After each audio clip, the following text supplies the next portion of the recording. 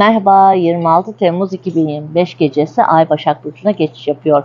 Başak Burcu'ndaki bir ayın etkisi altında içgüdüsel olarak pratik faaliyetlere yönelebilir, işleri yoluna koyma dürtüsüyle kendinizi kolayca yeniden organize eder ve planları yeniden düşünürken bulabilirsiniz.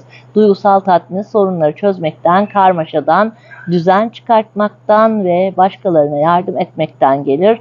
Sağlık konuları odak noktası haline gelebilir. Bütün oluşturan daha küçük parçaların farkına varırsınız ve canınızı sıkan ayrıntıların sizi rahatsız etmesine izin vermek yerine ilerlerken kendinizi daha güvende hissedebilmek için bunları düzeltmeye çalışabilirsiniz.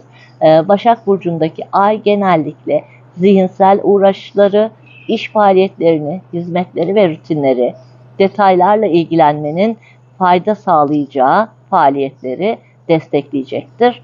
Sevgiler.